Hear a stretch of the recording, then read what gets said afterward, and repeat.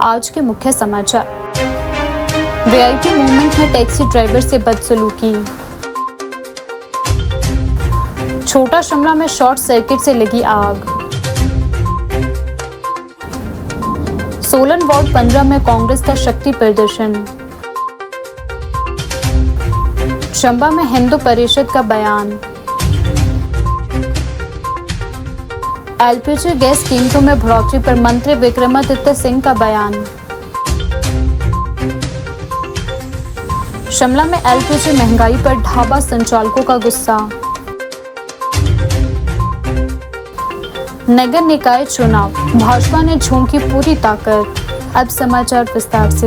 हिमाचल प्रदेश के लोक निर्माण मंत्री विक्रमादित्य सिंह ने एलपीजी गैस की कीमतों में हालिया बढ़ोतरी को लेकर केंद्र सरकार पर तीखा हमला बोला। उन्होंने इस वृद्धि पर गहरी चिंता जताते हुए कहा कि यह फैसला अचानक नहीं बल्कि पहले से तय था और ऐसे केवल राजनीतिक कारणों से रोका गया था। मंत्री ने आरोप लगाया कि पिछले 1.5 महीने तक एलपीजी गैस के दामों में कोई बढ़ोतरी नहीं की गई क्योंकि देश के 3 बड़े राज्यों में एक केंद्र शासित प्रदेश में चुनाव चल रहे थे। जैसे ही चुनाव प्रक्रिया समाप्त हुई तुरंत गैस की कीमतों में बढ़ोतरी कर दी गई। उन्होंने इस कदम को ऐतिहासिक वृद्धि करार देते हुए इसे दुर्भाग्यपूर्ण बताया। विक्रमादित्य सिंह ने कहा कि एलपीजी गैस के दाम बढ़ाने का सीधा असर आम जनता के साथ साथ प्रदेश के होटल और रेस्टोरेंट कारोबार पर पड़ेगा। उन्होंने कहा कि हिमाचल जैसे पर्यटन राज्यों में होटल उद्योग एक महत्वपूर्ण भूमिका निभाता है और गैस की कीमतों में वृद्धि से इस क्षेत्र की लागत बढ़ेगी जिसका बोझ अंततः आम उपभोक्ताओं पर पड़ेगा। उन्होंने केंद्र सरकार की नीतियों पर सवाल उठाते हुए कहा कि इस तरह के फैसले जनता के हितों के खिलाफ है। उन्होंने यह भी कहा कि सरकार को ऐसे संवेदनशील मुद्दों पर गंभीरता से विचार करना चाहिए और आम लोगों को राहत देने के लिए ठोस कदम उठाने चाहिए। मंत्री ने अपने बयान में तंज कसते हुए कहा कि एक और देश को विश्व गुरु बनाने की बात की जाती है, नहीं दूसरी ओर आम जनता पर लगातार आर्थिक बोझ डाला जा रहा है। उन्होंने केंद्र सरकार से मांग की है कि एलपीजी गैस की कीमतों में की गई इस वृद्धि पर पुनः विचार किया जाए और जनता को राहत दी जाए। फिलहाल गैस कीमतों में बढ़ोतरी को लेकर राजनीतिक बयानबाजी तेज होती जा रही है और आने वाले दिनों में यह मुद्दा और अधिक तूल पकड़ सकता है। ये तो बात बिल्कुल साफ थी कि ये जो वृद्धि होनी थी ये पूरे देश को पता था कि ये एंटिसिपेटेड है।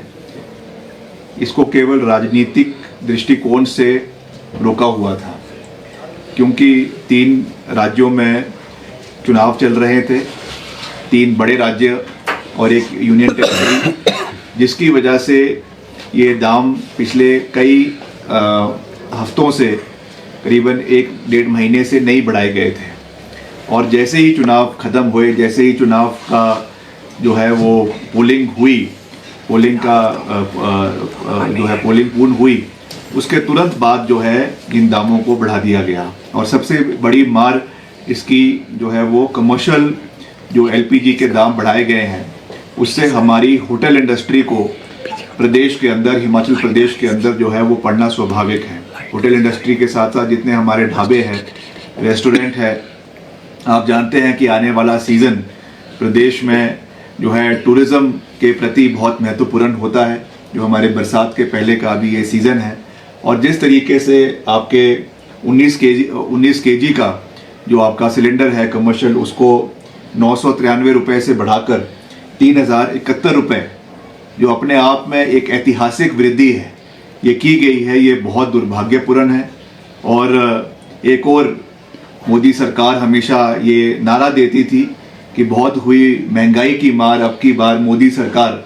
और जिस तरीके से ये वृद्धि हुई है इसका सीधा नुकसान प्रदेश के हमारे होटेलियर्स को, प्रदेश के हमारे रेस्टोरेंट ओनर्स को मिलेगा। और वो निश्चित तौर से वो जो वृद्धि हुई है उसका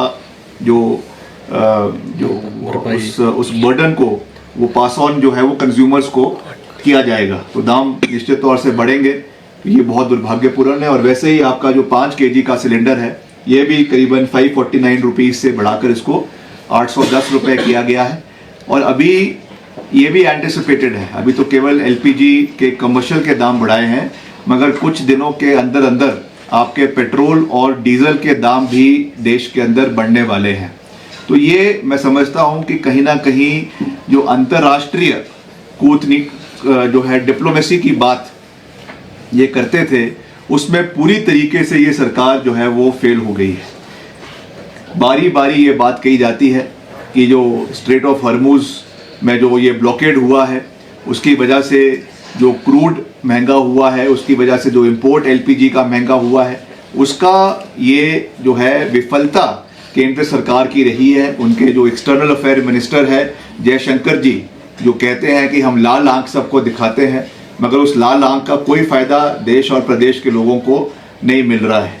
ये बहुत दुर्भाग्यपूर्ण है और इसके ऊपर सरकार को मंथन करना चाहिए, विचार करना चाहिए कि एक और ये कहा जाता है कि हम विश्वगुरु बन रहे हैं और सारे दाम हम अपने हिसाब से तय करेंगे, मगर जब सस्ते तेल को खरीदने की बात जो है वो रशिया से जो उपलब्ध हमारे पास है, जो हमारे पास एक रास्ता उपलब्ध है, मगर उसको अमेरिका के दबाव में ना लेकर जो है देश का जो नुकसान हो रहा है, उसके बड़ा बात जो कंज्यूमर्स के ऊपर, हमारे उपभोक्ताओं के ऊपर जो उसका जो बर्डन पड़ रहा है, उसका अब चीज़ें हमको देखनी शुरू हो गई। तो ये मैं समझता हूँ कि प्रदेश के विकास के लिए, प्रदेश के लोगों के लिए, प्रदेश के लोगों के जो है यहाँ की इकोनॉमी को बर्बाद करने में एक बहुत बड़ा जो योगदान है, वो जो फेलियर ऑफ इंटरनेशनल डिप्लोमेसी, जो कूटनीति का पूरे तरीके से बिठा दिया है, उसकी वजह से ये चीज़ें हमको देखने को मिल रही है। और कंज्यूमर्स के साथ साथ हमारा जो डेवलपमेंटल वर्क्स है प्रदेश के अंदर, उस पर भी इसका सीधा असर जो है वो हमको देखने को मिल रहा है। आज ही मैंने अपने विभाग के अधिकारियों से चर्चा करी है और आज ही इसका मुझे जो है फाइल आया है जिसमें ये कहा गया है कि एंटिसिपेटेड करीबन 70 करोड़ का एडिशनल बर्डन जो है वो सरकार के ऊपर पड़ने वाला है, क्योंकि जो आपका बिटुमेन का प्राइस इंक्रीज हुआ है, क्रूड ऑयल का प्राइस इंक्रीज हुआ है, जिसमें प्रदेश की कोई गलती नहीं है। ये फिर से because of the failure of the diplomacy of the central government ये भार हमारे प्रदेश के ऊपर, वैसे तो देश भर के ऊपर पड़ा है, मगर अगर हम प्रदेश की बात करें, जितने भी डेवलपमेंटल वर्क्स प्रदेश के अंदर हो रहे हैं, चाहे वो पीएमजेएसवाई का हो रहा है, चाहे वो आपके सीआरएफ का हो रहा है, चाहे वो आपके नाबार्ड का हो रहा है, चाहे वो आपके स्टेट वर्क्स का हो रहा है, एएमपी जो हमारे एनुअल मेंटेनेंस प्रोग्राम्स जो हम इसी महीने में जो है वो सर्दियों के बाद और बरसातों के पहले पूरे प्रदेश के अंदर जो टायरिंग होती है, जिसके हमारे करीबन हर विधानसभा क्षेत्र में 25 से 30 किलोमीटर हम उसमें टायरिंग के लिए देते हैं, उसमें भी ठेकेदार जो है वो नहीं आ रहे हैं, क्योंकि बिटुमेन का कॉस्ट जो है वो 3 गुना बढ़ गया है और ये इसका नुकसान प्रदेश के विकास के अंदर हो रहा है। ये भी हमारे लिए एक बहुत चिंता का विषय है। हालांकि हमने इसमें जो है कॉरेस्पॉन्डेंस केंद्र सरकार के साथ करी है और उनसे निवेदन किया है कि जो इसमें एडिशनल बर्डन हमको पड़ा है, that should be borne by the central government and particularly central sponsored schemes में ये पैसा हमको मिलना चाहिए, मगर अभी तक हमको उसमें कोई सकारात्मक जवाब जो है वो केंद्र से नहीं मिला है। मगर फिर भी हम जो है विश्वास रखते हैं, हम सकारात्मक सोच में विश्वास रखते हैं। हम लगातार इस इशू को, क्योंकि प्रदेश के लोगों का इशू है, हर क्षेत्र में जो डेवलपमेंटल वर्क्स है वो स्टॉल हो गए हैं, इसलिए डेवलपमेंटल वर्क्स को मद्देनजर रखते हुए हम इस विषय को लगातार केंद्र सरकार से उठाते रहेंगे। मैंने पिछले कल मुख्यमंत्री जी से भी इस विषय में चर्चा करी है, आज भी हम उनसे बात करेंगे कि इस एडिशनल बर्डन को हमने कैसे मीट करना है, उसमें मुख्यमंत्री जी का हमको सहयोग मिलेगा और हम इन कार्यों को नहीं रुकने देंगे, ये हमारा प्रयास रहेगा।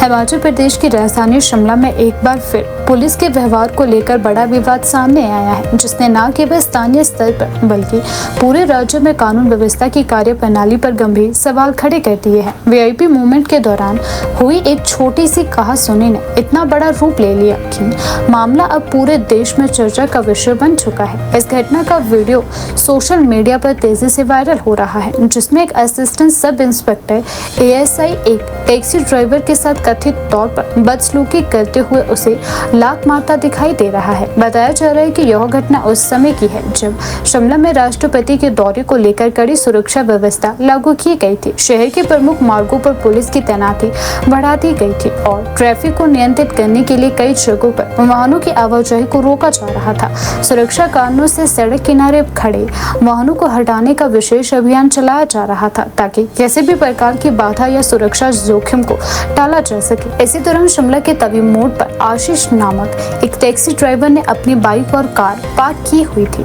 पुलिस अधिकारियों ने उसे तुरंत वाहन हटाने के निर्देश दिए। आशीष ने पुलिस को समझाने की कोशिश की कि वह मौके पर अकेला है और एक समय में केवल एक ही वाहन हटा सकता है। उसने अनुरोध किया कि उसे कुछ समय दिया जाए ताकि वह दोनों वाहनों को व्यवस्थित तरीके से हटा सके, लेकिन आरोप है कि संबंधित एएसआई इस बात से नाराज हो गया और उसने आशीष के साथ सख्ती बरतनी शुरू कर दी। पहले तो उसने ड्राइवर को चालान करने की धमकी दी और जब बात आगे बढ़ी तो उसने कथित तौर पर धक्का मुक्की शुरू कर दी। स्थिति तब और भी गंभीर हो गई जब एएसआई ने गुस्से में आकर ड्राइवर को लात मार दी। यह पूरा घटनाक्रम वहां मौजूद लोगों के सामने हुआ, जिसने मौके पर अफरा तफरी और आक्रोश का माहौल बना दिया।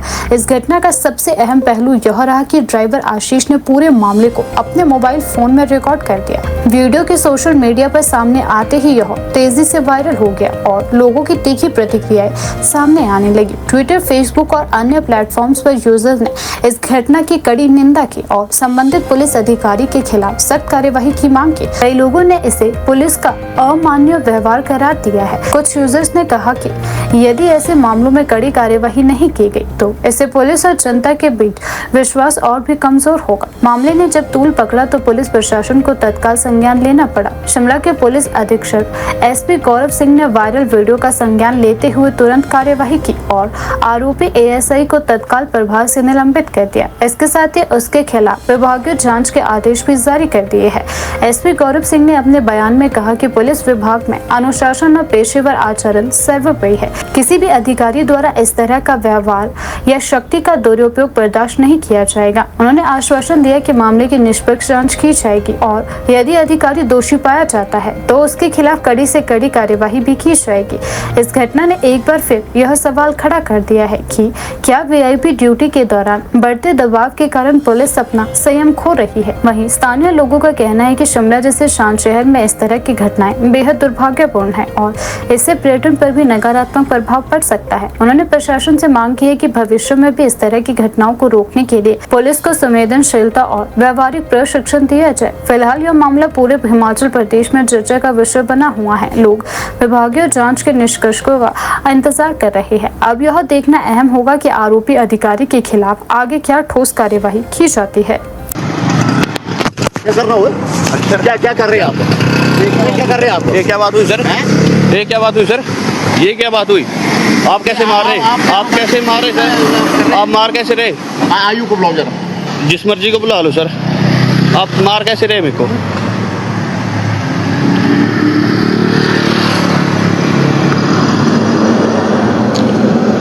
ये देखो जी, ये सर हैं प्यार सिंह जी। ये देखो सर, ये हथाई कर रहे हैं यहाँ पे।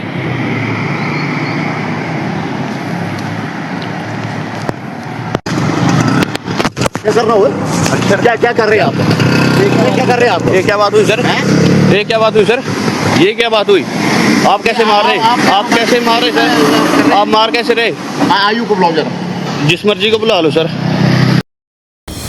हिमाचल प्रदेश की राजधानी शिमला के छोटा शिमला क्षेत्र में एक चिंताजनक लेकिन राहत भरी खबर सामने आई, जहां एक बस स्टॉप के समीप स्थित गुरुद्वारे के पास बनी छोटी फास्ट फूड दुकान में अचानक आग लग गई। प्रारंभिक जानकारी के अनुसार यह आग शॉर्ट सर्किट के कारण लगी, जिसने कुछ ही मिनटों में विकराल रूप धारण कर लिया। क्योंकि यह दुकान लकड़ी से बनी इमारत में स्थित थी, इसीलिए आग तेजी से फैलने लगी और आसपास के लोगों में भी खतरा उत्पन्न हो गया। घटना के समय इलाके में लोगों की आवाजाही सामान्य थी, लेकिन अचानक उठते धुएं और आग की लपटों ने अफरा तफरी का माहौल बना दिया। स्थानीय लोगों ने बिना समय गंवाए साहस और समझदारी जानकारी का परिचय देते हुए तुरंत आग बुझाने का प्रयास शुरू कर दिया। आसपास मौजूद लोगों ने पानी और उपलब्ध संसाधनों की मदद से आग पर काबू पाने की कोशिश की। उनकी तत्परता के चलते आग को शुरुआती स्तर पर ही काफी हद तक नियंत्रित कर लिया गया, जिससे एक बड़ी दुर्घटना टल गई। सूचना मिलते ही फायर ब्रिगेड की टीम भी तेजी से मौके पर पहुंची। बताया जा रहा है कि फायर विभाग को इस घटना की जानकारी एक राहगीर द्वारा फोन के माध्यम से दी गई थी, जिसने तुरंत स्थिति की गंभीरता को समझते हुए विभाग को अलर्ट किया। मौके पर पहुंची फायर टीम ने पेशेवर तरीके से आग पर पूरी तरह काबू पाया और आसपास के क्षेत्र को भी सुरक्षित किया। गनीमत यह रही कि इस हादसे में किसी भी प्रकार की जनहानि नहीं हुई है, जो कि सबसे बड़ी राहत की बात है। हालांकि जिस दुकान में आग लगी है उसे आंशिक रूप से नुकसान पहुंचा है। दुकान के मालिक ने बताया कि घटना के समय वह मौके पर मौजूद नहीं थे और उनको इसकी सूचना प्राप्त हुई। जैसे ही उन्हें जानकारी मिली वह तुरंत घटना स्थल पर पहुंचे। उन्होंने स्थानीय लोगों और फायर विभाग का आभार व्यक्त किया, जिनकी मदद से बड़ा नुकसान होने से बच गया। प्रारंभिक जांच में आग लगने का कारण शॉर्ट सर्किट माना जा रहा है, लेकिन प्रशासन ने विस्तृत जांच के आदेश भी दिए हैं ताकि भविष्य में इस तरह की घटनाओं को रोका जा सके। अधिकारियों ने क्षेत्र में बिजली की वायरिंग की जांच करने और सुरक्षा मानकों को और मजबूत करने के निर्देश दिए। इस घटना ने एक बार फिर शिमला जैसे पहाड़ी और घनी आबादी वाले शहर में अग्नि सुरक्षा के महत्व को उजागर कर दिया है। लकड़ी की इमारतों में आग लगने का खतरा हमेशा अधिक रहता है। ऐसे में सतर्कता और समय समय पर सुरक्षा जांच बेहद जरूरी है। साथ ही यह घटना दर्शाती है कि किसी भी आपात स्थिति में आम नागरिकों की जागरूकता और सहयोग कितना महत्वपूर्ण होता है। यदि स्थानीय लोग समय रहते सक्रिय न होते तो यह आग आसपास की अन्य दुकानों और इमारतों को भी अपनी चपेट में ले सकती थी, जिससे बड़ा नुकसान हो सकता था। फिलहाल स्थिति पूरी तरह नियंत्रण में है और प्रशासन ने क्षेत्र में सावधानी के तौर पर निगरानी भी बढ़ा दी है। यह घटना सभी के लिए एक सबक है कि छोटी सी लापरवाही भी बड़े हादसे का कारण बन सकती है।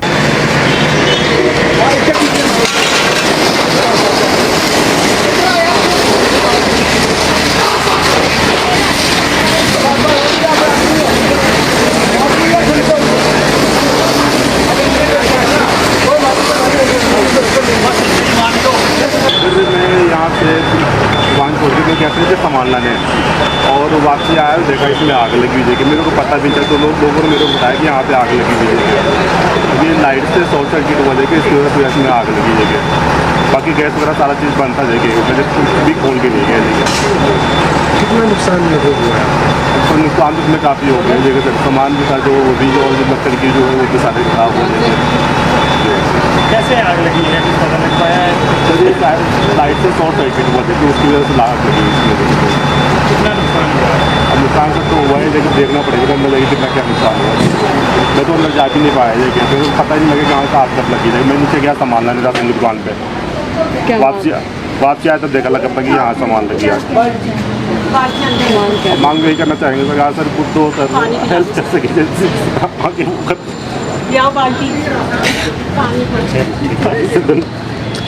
आपकी जो सूचना है वो हमारे जो मंडलीय अधिकारी है उनके दूरभाष पे पहुँचाया था।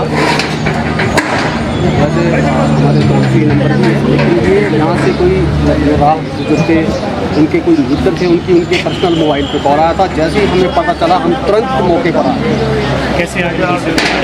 आपके कारणों को कोई पता नहीं लग पाया, लेकिन जब हमने यहाँ पर देखा तो जो मोतीराम जी का जो भवन है ये भवन का है, इसे किराएदार राजेश खानी उनकी डेली वेबसाइट शॉप है, उसमें जो इलेक्ट्रिक पैनल था वहाँ से स्टार्ट हुई है और ये तुरंत जो कॉम्पैक्शन हुआ और यहाँ पे जो लोकल लोग थे उनकी सहायता से भी फायर ब्रिगेड ने तुरंत इसको कंट्रोल किया।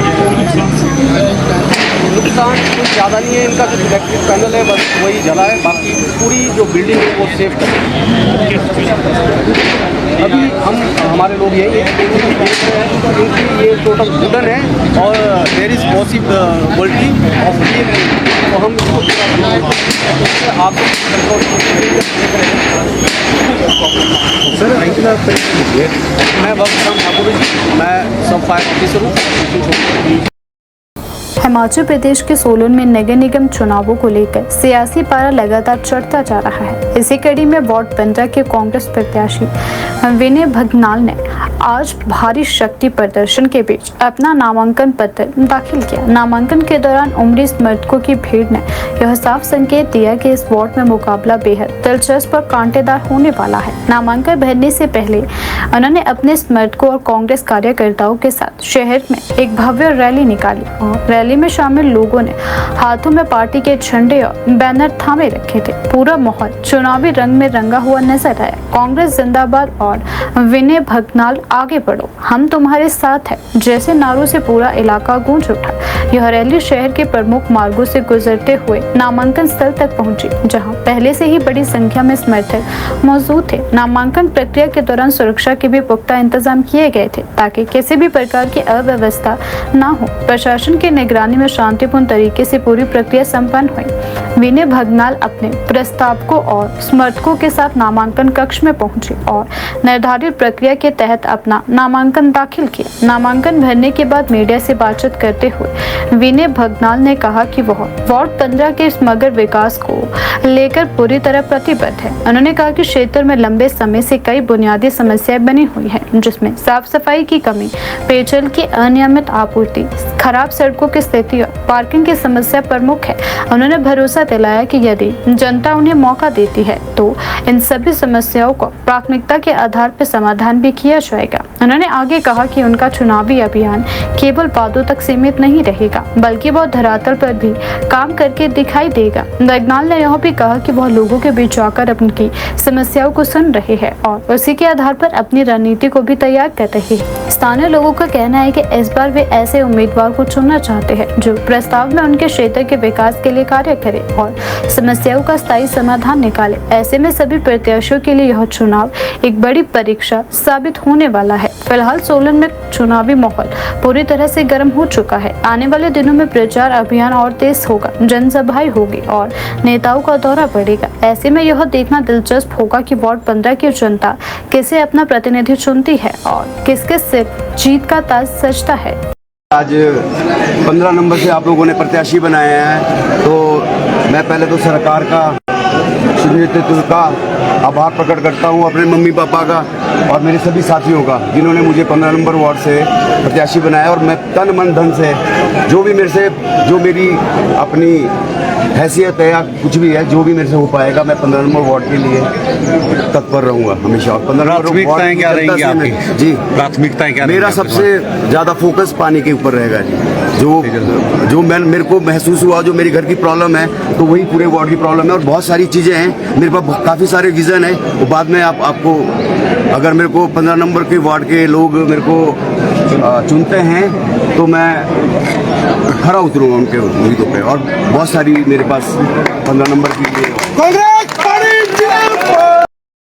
हिमाचल प्रदेश की राजधानी शिमला में एलपीजी सिलेंडर की बढ़ती कीमतों को लेकर छोटे कारोबारियों में गहरी नाराजगी देखने को मिल रही है। खासतौर पर ढाबा और होटल व्यवसाय से जुड़े लोगों का कहना है कि हालिया बढ़ोतरी ने उनके सामने आर्थिक संकट खड़ा कर दिया है। छोटा शिमला के लोकल बस स्टॉप स्थित ठाकुर ढाबा के मालिक सोहन ठाकुर ने इस मुद्दे पर खुलकर अपनी चिंता जाहिर की। सोहन ठाकुर का कहना है कि हाल ही में कमर्शियल एलपीजी सिलेंडर के दाम में एक साथ लगभग 993 की बढ़ोतरी ने छोटे व्यवसायियों की कमर तोड़ दी है।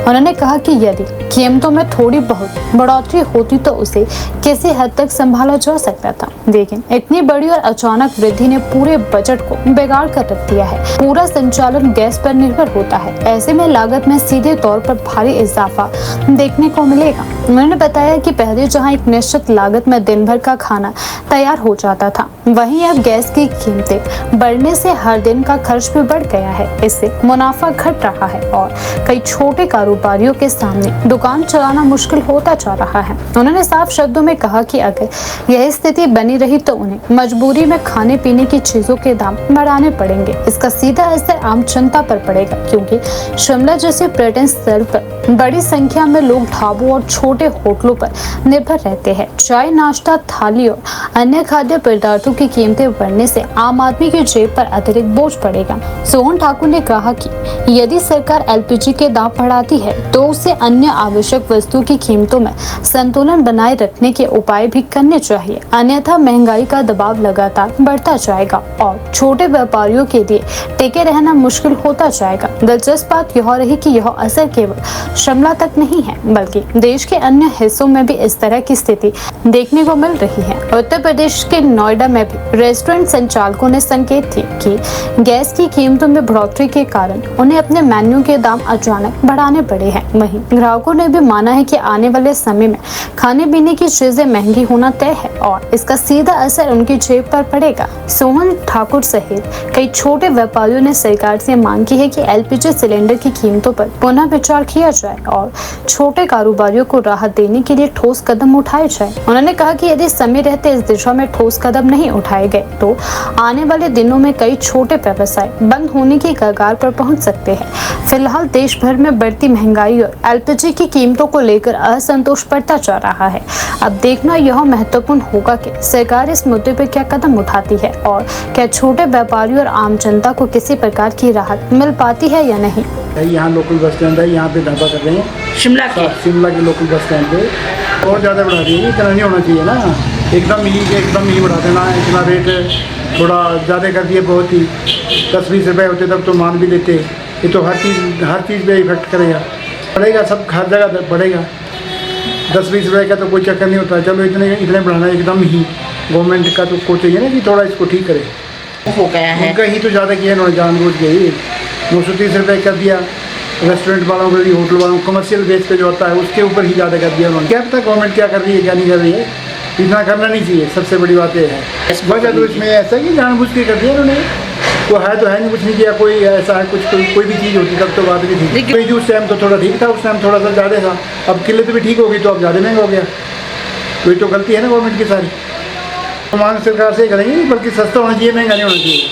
जबकि आज की डेट में जो है सिलेंडर की थोड़ा ठीक आ गया, ठीक चल रहा है, ठीक आ रही है, सप्लाई भी ठीक आ रही है, चाहे बुकिंग की आ रही है, लेकिन 21-22 रुपये का आ रहा था तो भी ठीक था थोड़ा कुल मिला के।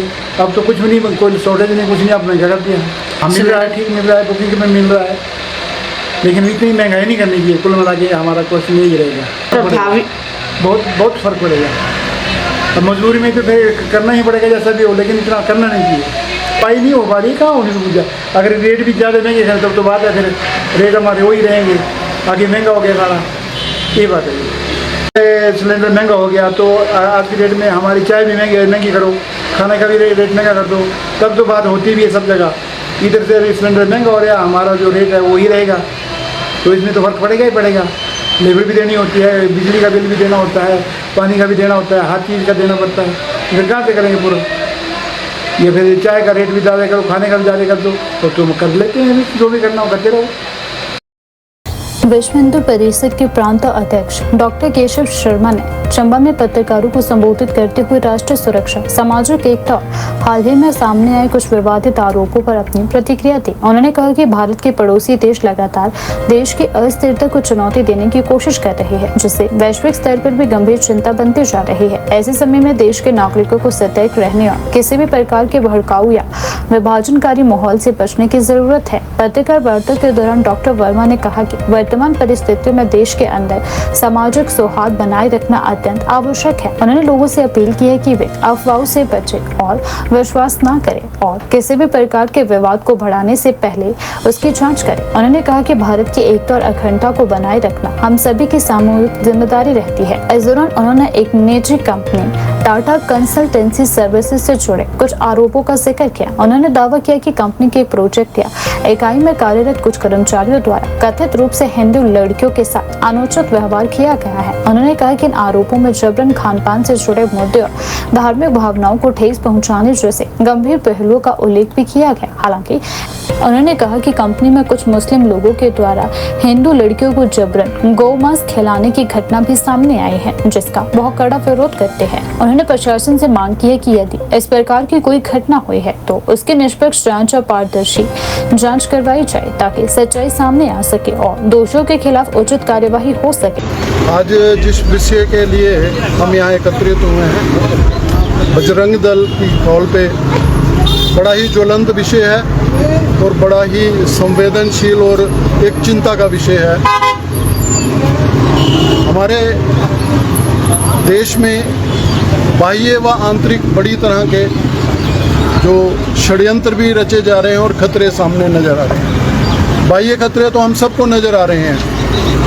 हमारे साथ के जो देश हैं वो किस तरह का काम कर रहे हैं, किस तरह भारत को दबाने का काम कर रहे हैं, क्योंकि आज भारत विश्व में उभरती हुई एक देश है, उभरती हुई आर्थिक देश है और प्रभुत्व वाला देश बन के खड़ा हो रहा है। परंतु जो सबसे चिंता का विषय है, हमारे भीतर की जो षड्यंत्र चल रहे हैं, हमारे जो आंतरिक यहाँ पे आघात हो रहे हैं, उनसे हम सारे समाज को बचना चाहिए। अभी हाल ही में 2 दिन पूर्व एक बहुत बड़ा षड्यंत्र हम सबके सामने उजागर हुआ है। एक बड़ी नामी company TCS Tata consultancy services, एक बड़ा प्रतिष्ठित संस्थान है, और उसमें एक बड़ा षड्यंत्र जिसमें कि वहाँ के टीम के जो मैनेजर या टीम लीडर्स जो थे वो मुसलमान, वहाँ की जो सारी करता धरता वो एक क्या नाम उसका निदा खान HR थी, जो उन सब के द्वारा वहाँ हमारी हिंदू लड़कियों के साथ षड्यंत्र करके उनका धर्मांतरण करना, उनको गोमांस खिलाना, और उस षड्यंत्र के कारण उन सबको दबाव में रख के कहीं लालच दिया गया उसके प्रमोशन का, कहीं लालच पैसे का देकर उन सब का धर्मांतर का एक बहुत बड़ा षड्यंत्र चल रहा था, जिसकी जानकारी जब मिली, क्योंकि कुछ हमारी बहनों के, हिंदू बच्चियों के व्यवहार में चेंज आया, उन्होंने बिंदी और लिपस्टिक लगानी बंद की और रोजे रखने शुरू किए, और इस सब के बाद जब उजागर हुआ तो कंप्लेंट की गई। जो ये HR थी मुस्लिम लेडी, पर उसने उसका संज्ञान ना देके इन सब बातों को दबाने का काम किया। परंतु फिर जब ये पुलिस, नासिक पुलिस के सामने गया, ये नासिक की घटना है, तो उन्होंने अपने जो कुछ लेडीज़ कांस्टेबल थी उनको अंदर उसके घुसाया गया, उनके भेष बदल के उनके नौकरी के लिए। वो 2-3 महीने उस सबका सर्वे करती रही, वहाँ कैमरेज लगे, वहाँ उसने देखा और उसके साक्ष्य प्राप्त किए, और उसके बाद वो बड़ा सारा जो षड्यंत्र है हम सब के सामने उजागर हुआ है। और ये ऐसा षड्यंत्र बड़ी सारी ऐसी मल्टीनेशनल कंपनियों में चल रहा है, महिंद्रा टेक में भी ऐसा षड्यंत्र मिला है। और ये जो घटनाएं हैं ये आज की नहीं है, ये लव जिहाद का ये जो कुचक्र है ये कई सालों से इस देश में चल रहा है, जिसमें कि ट्रेंड करके पेड लोग हैं जिनको बाहर से भी धन आता है, तो उनको तैयार किया जाता है, वो हिंदू बच्चियों के साथ प्रेम संबंध बनाते हैं, और प्रेम संबंध बनाने के बाद वो उनसे शादी करके उनका धर्मांतरण करना, उत्पीड़न करना। बड़ी सारी ऐसी घटनाएं आपने सोशल मीडिया में देखी होंगी, जिनको उनको मार के भी कहीं फ्रिज में रख दिया गया, उनका उत्पीड़न किया जा रहा है, या उनको बेचा जा रहा है बाहर विदेशों में जाके, जो गल्फ कंट्रीज़ में, या उनका धर्म परिवर्तन उनका ज़बरदस्ती किया जा रहा है। ऐसी सारी घटनाएं सोशल मीडिया से सबको उजागर हो रही हैं। तो इन सब घटनाओं का ये बड़ा लंबा क्रम चला हुआ है। पीछे एक वो पकड़ा गया है यूपी में, जिसने कई बच्चियों के साथ यौन शोषण किया। ऐसा बड़ा सारा षड्यंत्र जो है जगह जगह हो रहा है। अभी ये एक बड़ी मानी हुई कंपनी है लेंसकार्ट, उसका उजागर हुआ है। उसमें वहाँ जो कर्मचारी हैं, लड़कियां हैं, उनको हिजाब बुर्का पहनने की इजाज़त है, पर जो हिंदू वहाँ पे एम्प्लॉइज़ हैं उनको कलावा पहनने का, बिंदी लगाने का और इस तरह का कोई धार्मिक हिंदू धार्मिक चिन्हों को रखने का मनाही है। और इस तरह की ये जो दोहरी नीति ये कंपनियां कर रही हैं, वो एक तरह से ये सारे देश में इस तरह का षड्यंत्र चला के ये जो देशों का आज सारे विश्व में हम देख रहे हैं किस तरह से ये जो इस्लामिक आतंकवाद से सारा विश्व जूझ रहा है, उस सब को बढ़ावा देने का काम इस देश में भी चल रहा है। और उसके कारण इस देश में जो डेमोग्राफिक चेंजेस जगह जगह लाई जा रही हैं, हम अपने हिमाचल में भी देखते हैं, बड़ा सारा बाहर का वर्ग जो आके यहाँ बैठ रहा है, रह रहा है और काम कर रहा है, छोटे मोटे काम, और उसके कारण यहाँ का जनसांख्यिकी का जो अनुपात है बदल रहा है। और उस अनुपात बदलने से अब जब संख्या बढ़ती है तो उसका परिणाम हम सबके सामने है। कश्मीर हमारे सामने है, केरल हमारे सामने है, असम हमारे सामने है। जब संख्या बढ़ती है तो वहाँ वो क्षेत्र जो है हिंदू विहीन हो जाता है, और उसके कारण इनकी जो मानसिकता है वो गल्फ कंट्रीज़ के साथ या ऐसी जो इस्लामिक ताकतें हैं, जिहादी ताकतें, उनके साथ उनकी अटैचमेंट है। इन सब का विरोध बजरंग दल, विश्व हिंदू परिषद सारे देश में आज जगह जगह हर जो जिला क्षेत्र हैं वहाँ पे ये विरोध प्रदर्शन हो रहा है।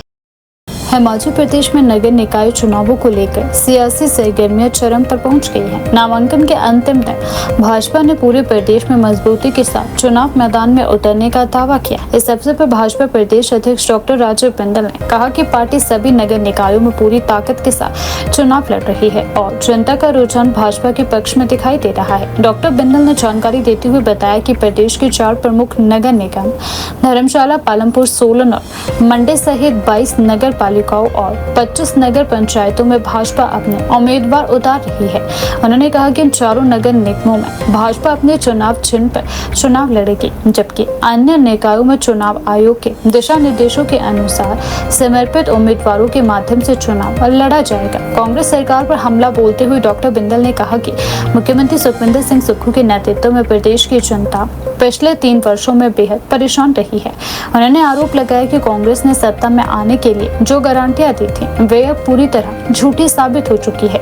महिलाओं से झूठे वादों का जिक्र करते हुए उन्होंने कहा कि कांग्रेस ने 28 लाख महिलाओं को हर महीने 1500 देने का वादा किया था, जिसे पहली कैबिनेट में लागू किया जाना था, लेकिन आज तक एक भी महिला को इसका लाभ नहीं मिला। उन्होंने कहा कि यह महिलाओं के साथ सीधा विश्वासघात है और अब महिलाएं इसका जवाब देने के लिए तैयार है। युवाओं के मुद्दे पर उन्होंने सरकार को घेरा। बिंदल ने कहा कि कांग्रेस ने 1 लाख सरकारी नौकरियां देने का वादा किया था, लेकिन 3 साल बीत जाने के बावजूद भी एक भी युवा को स्थायी रोजगार नहीं मिल पाया है। आज हिमाचल प्रदेश में नगर निकाय चुनाव में नॉमिनेशन का अंतिम दिन है। 4 कॉरपोरेशंस, 22 नगर पालिकाएं और 25 नगर पंचायतों में भारतीय जनता पार्टी सभी स्थानों पर अपने कैंडिडेट्स उतार रही है। भारतीय जनता पार्टी 4 कॉरपोरेशंस में और सिंबल पर चुनाव को लड़ेगी, जिसमें धर्मशाला, पालमपुर, सोलन और मंडी शामिल है। शेष स्थानों पर चुनाव आयोग की डायरेक्शन के अनुसार समर्थित उम्मीदवारों की सूची जारी करके चुनाव लड़ेंगे। हिमाचल प्रदेश की जनता ने मन बनाया है कि 3.5 साल में जिस कांग्रेस की श्री सुखविंदर सिंह सुक्खू सरकार ने जनता का जीना दूभर किया है, उस सरकार को उखाड़ फेंकेंगे। जिस कांग्रेस ने सत्ता में आने के लिए भारी भरकम झूठी गारंटियां दी, जिस कांग्रेस ने सत्ता में आने के लिए 28 लाख बहनों को ठगा, 1500 रुपया महीना पहली कैबिनेट से 2022 से देना मुकर्रर किया, आज तक एक फूटी कौड़ी नहीं दी। 60,000 रुपया हर बहन के खाते में अभी तक आना चाहिए था, नहीं आया। बहनें वर्तमान कांग्रेस से बदला लेने के मूड में हैं। 1 लाख युवाओं को सरकारी नौकरी पहली कैबिनेट में देने का वायदा सुखविंदर सिंह सुक्खू सरकार ने किया था। आज 3.5 साल बीत गए।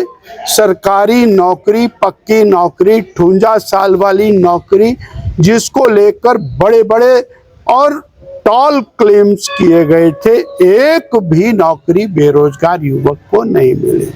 5 लाख रोजगार देने का वायदा था, एक भी रोजगार नहीं मिला।